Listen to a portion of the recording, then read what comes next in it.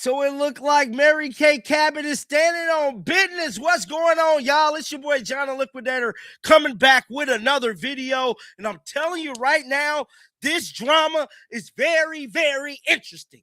So interesting that Mary Kay Cabot has responded to SHILO Sanders, dog. Now, if you guys have been living under a rock and might not know exactly what has been transpiring in the last 12 hours, let me get you up to date. So SHILO Sanders went up on her post on the Dogs podcast and stated Mary Kay need to go make sandwiches. That was the one that kind of turned the heat up. Then he followed that up with this video right here. Let's roll it, let's play it, and listen to it on his Twitch today. And he even had forward. This is what I've been waiting to say all day, bro. And this is to Mary Kay. If you're gonna be a reporter and report facts. Whenever you have your opinion, and your opinion is always something hateful to Shador, then it makes it seem like it's something weird, like it's an agenda that you have going on.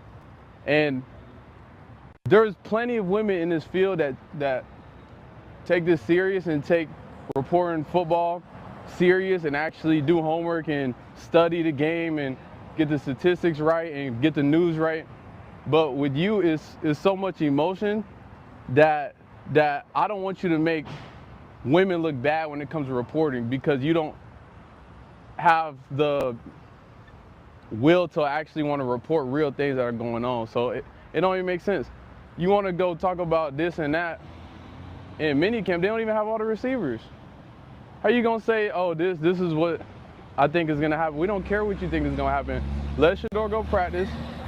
He don't need to be going on Instagram and Twitter and stuff and always seeing you just badmouth them. That's what I got a problem with. You know what I'm saying? If it's reporting, it's reporting. You have facts, you have news, but when it comes to your opinion, you've been saying crazy things for the past, since he's been there. So it's like, just chill with that, because it don't make no sense and it makes you look crazy, like you don't know what you're talking about.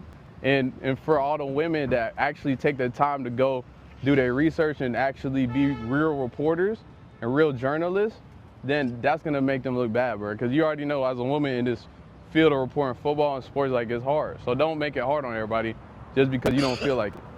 That's all I gotta say about that.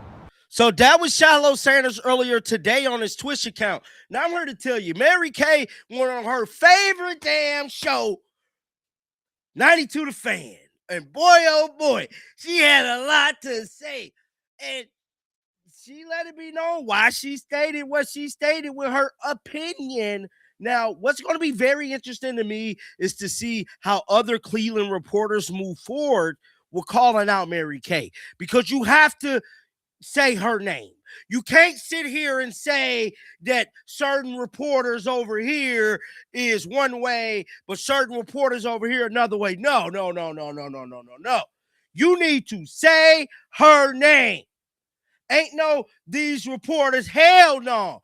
I want to hear other Cleveland Brown reporters call out Mary Kay by name and stand on it. If you rock with Shador and you're not using Shador for clicks, stand on saying that lady name and lighting a fire under her for lying on Shador. Now let's listen to what she had to say, because I'm just sick of it. Every time it's one of these reporters, people want to say it's this group. I don't want to call them out by name. Naturally go for Deshaun Watson, but was it surprising to you? No, not really. I mean, I watched the first day of voluntary mini camp, and I wrote that day that Deshaun won the day, and then you go into reporting mode, and you find out what happened on the second day and the third day, and how did it go? And then you keep talking to as many people as possible, and you sort of find out where things stand right now coming out of the first part of the off-season program, which has been going on for almost a month now. So they kind of know what they're looking at, and they know what's going on out there on the field.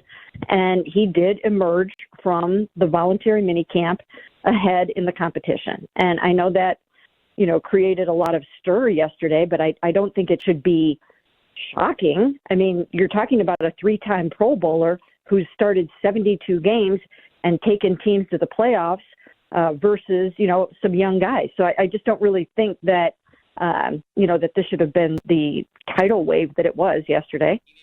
It certainly was a tidal wave, Mary Kay. A lot of people very invested into these quarterbacks and the decision-making for this team this year. And the one thing that I'm a little curious about is, what is this June rush to have a quarterback named on the depth chart as QB1? Why do you think Todd Monken seems to be adamant that in this situation, because we've had some QB competitions go right up until the first week of the season, why June? Why is that important? Okay, well, first of all, Todd Monken himself, we know that. He said that he would like to have his depth chart set, his depth chart. He didn't say that he would like to name his starting quarterback by June 11th. He said he would like to have his depth chart set, and I think that's vitally important. You have to have the depth chart set by then because you absolutely want to go into training camp with your QB1 and give him all the reps. But I would argue that you want to have that depth chart set. I would do it now. If Shedeur was ahead and you thought he was going to be your guy, then give him all the first team reps. If Deshaun is ahead, then give him the first team reps heading into OTAs. And here's why I feel this way. And I don't think they feel this way. This is my opinion. They only have 13 quality practices. And that's the issue. Because Mary Kay is just making these. So when she do her articles and she report, it's not really the news. It's just her opinion. So I know a lot of people like to get mad at us, right? The content creators. We're not reporting our opinions. We're reporting the news that is coming out of Cleveland. So when you get mad in the comment section, I'm never not once giving y'all my opinion when it comes to a story. She's giving her opinion like it's facts, and that's what pissed off Shiloh Sanders. That's why everybody mad, because you're giving your opinion, not the news. And it's a lot of these Cleveland reporters that does that. They don't report the news. They report their opinions. Very different when actually reporting the news. Your opinion is not news. In OTAs and the mandatory minicamp, you have got to get your first team offense working together. And why is that? Brand new offense, brand new terminology, brand new 5 starters on the offensive line, rookie left tackle, rookie center, rookie receivers. You need to get the offense working together. You can't be splitting up reps. Even now, I don't think it's a wise decision to be dividing up those precious first team reps. This offense has been horrible the last 2 years. You need to figure out who are my starting 11, get them working together as much as possible, and conduct as many 11-on-11s and situational football drills as you possibly can with your starters. Mary Kay, I actually totally agree. I know sometimes we disagree on these sort of things. I 100% agree with you on this, and I'll take it a step further. It's also fair to the rest of the team where, there's going to be media availability. It's easier to answer a question. And there's still always going to be questions about the quarterbacks. It's the Browns, for crying out loud, and we're not set at the position yet. We may not be for the entire year. But it's just easier to answer a question of how has Deshaun or how has Shedeur taken over the reins of this team instead of who do you think should be the starting quarterback of the Cleveland Browns? That can be a problem for everybody involved. So I have to agree with you on that. How much ground could Shedeur possibly make up? I mean, he's only going into his second off season or second training camp, I should say, and you're going against a guy who at one point was all pro level. I know that was a long time ago, but it's not like the guy forgot how to work out. Right. He did not forget how to work out, and it just looks different when you watch a Pro Bowl quarterback operate in practice. I mean, even back in December when he was out there practicing for 3 weeks, there were people out there within the organization that were saying, that he's the most talented quarterback that's out there right now. And I don't think that's a shocking revelation. Once again, he was a first-round pick. He was a 3-time Pro Bowler, and he seems and appears to be healthy right now. And again, if the Browns had emerged from voluntary minicamp in the first month of the offseason program, believing that they were going to move forward with Shedeur Sanders, then it would be time for everybody to get behind him and rally around him and give him all the first team work to get this fledgling offense ready to play. Nobody has the stomach for bad offensive football. It's not even fair to Todd Monken to have to be dividing up reps when he's trying to install a brand new offense where he's already admitted the learning curve is steep. So you need to figure out who that guy is, and maybe you don't need to declare it publicly, but it will be pretty obvious, I would think, if we're out there at OTAs and one guy is getting all the first team reps. I mean, it starts to become pretty clear. We don't have the next veteran practice until May 19th. Once again, my point is get behind the guy and as soon as you possibly can and really take advantage of the 13 practices that are coming up here very soon. Mary Kay, do you think it matters to the Browns players who's ahead, who gets the job? Do you think they have a favorite? As we know, some people are great in the locker room and that certain guys you can rally around and other guys maybe not so much. What about in this instance? Well, I'm sure that some guys would rather have it go one way or the other. But the thing to remember about this offense, as I mentioned before, it is full of really, really young guys. And they're trying to learn a new scheme and new terminology themselves. And I'm guessing that they just want whoever it is to go out there and get their timing down with them and get their chemistry down with them. I think it would be easier for the young guys, too, especially now you've got Casey Concepcion and Denzel Boston coming in there. It would be easier to be working and know who your starting quarterback is. Timing is a thing for a lot of people. Now, I've heard other players say that maybe the whole timing and chemistry thing is overrated, but I don't really think it is. I mean, when you've got Lamar Jackson throwing to Zay Flowers over and over and over again, you're going to know each other. You're going to figure each other out. You're going to know your timing. You're going to know how you react on a sight adjustment and where you want the ball placed. And those things do take time.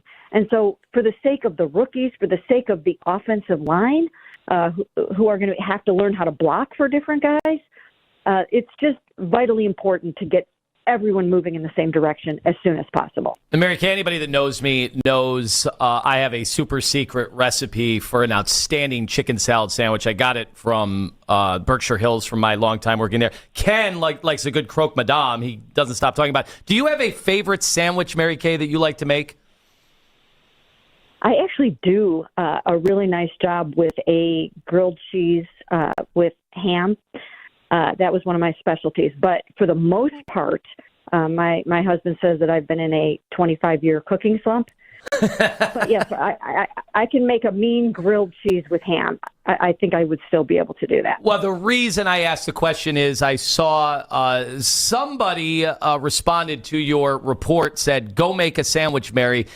And it would appear it's SHILO Sanders, and it's a verified account, so that would be the brother of Shedeur Sanders. I have it up in front of me. How do you respond to a family member taking issue with your report and throwing out insults like that?